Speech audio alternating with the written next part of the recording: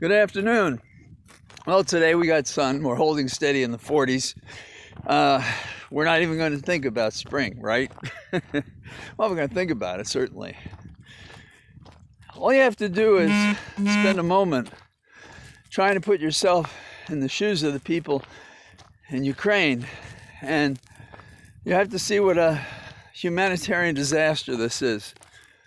A bully with all the training, manpower, machinery, coming into a nation state when they know nobody else is going to fight for them as much as we're going to supply weapons and so forth. And it's going to be a slowly emerging, apparently, disaster. Starting with Kiev, we're at a position where the fighting is turning against the people in the street that were doing close arms fighting. And so I suppose any hour now we might find out exactly what Russia plans to do with the government. And I'm hoping that they don't find Zelensky, wherever he is or however they're handling that. He has proven himself to be courageous. He's been uneven in his theory about how to defend his nation. First, he's pushing apart the West in terms of telling the United States not to be predicting an imminent invasion or attack. And then he asked for their help, and he's asked to be admitted to the EU. That's a transition that makes sense. I wish he'd done it earlier. I think the EU should admit him. I think he should be admitted to NATO. He is, after all, the bulwark against Russia coming west. And Russia's made its plans clear and its desperation for the Soviet Empire to be reinstated. But it is something to see Zelensky on the street saying, we're not giving up our arms, we're not giving up our weapons. It is something to see the people on the street deliver family members to the borders in the West so they can go through Poland. And there are 120,000 fugitives that have apparently known to have crossed the borders in this exit. But the men have stayed behind and gotten weapons so that they can do these close encounters themselves. How many are untrained, I don't know. But it's certainly true that the kind of training that you get as a military man or woman is very specific, and it helps you minimize the risks of injury and death. And you obviously have no help if you're dead. And I can't say what that does to morale to see weaker men and women with guns. Anyhow, where does this go from here? The interesting thing is how Russia is responding at home, censoring the use of the words invasion and hinting that they may not sign the last process in a nuclear arms treaty. And the street fighting, I think, can only go badly for Ukraine. I think good feeling for those in Ukraine is important, but it would have been better if earlier we took what we believe to be true and acted upon it than we have now. It's of no help that there are those who are attacking our administration. We have to stand by it and accept what advances we make. And to say we could have done better is not to run back the clock. We have to play the game as it's delivered to us. Some people honestly believed that there never would be this invasion. I and others, I'm sure, we always believed there would be an invasion. And we had members of Congress say there was no way that Putin would back off this.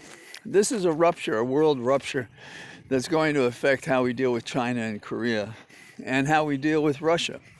So this is going to be unfolding perhaps the rest of our lives, certainly mine. What else is going on? Well, if we can find things to be dissatisfied about, although it's no problem to figure out that these would be the people who would say it. Lindsey Graham, of course, is saying, oh, look who they're appointing to the Supreme Court, one of these lefties. You know, the kind of person who is on a court, Republican, Democrat, considered left or right, isn't, in the ordinary case, a person who is trying to decide the case before them.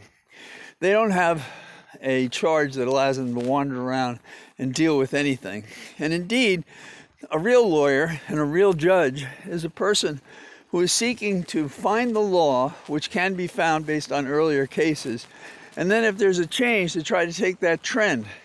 Those of you who took the LSATs, the law course and so forth, among the questions they ask are, if you compare A to B, C is to what? And then they give several choices.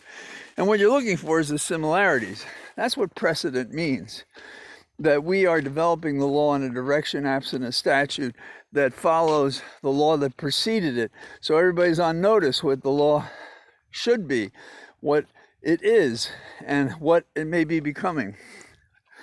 So one overall observation, we are in this jam because the law and the Constitution and international law mean nothing in the world community to some people. Russia leading the charge.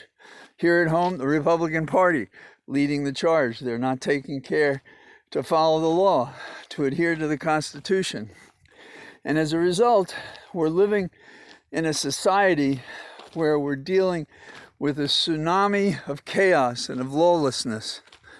And until we take in hand those people who embrace violence over the rule of law, who care not for anyone or anything, not for precedent, not for appearances, not for demeanor, not for truth, not for justice, not for culture, not for enriching each other, not for respecting the earth. These things determine a civilization. It's often said that civilization is how a nation treats its own. Well, we see what Russia is, but you know, we're not that far from it here at home. And we have to take control, not just in America, but across the world, against these people who break the law. You know, we see recently that we can't bring down Trump as if he has everybody under his thumb in some way or other that's not visible to the general public that objects to him being lawless. And we see what Putin did, despite all these devices that were created, supposedly to avoid exactly the situation that we're in. So we have our work cut out for us, and it probably means over the years ahead we're going to have to move people out of positions of so-called leadership when they lead badly and replace them with people who do have values, that have the heart and soul that makes a difference between chaos and an ordered society. So here I am amongst my trees, and I'll look and talk to you tomorrow. Bye-bye.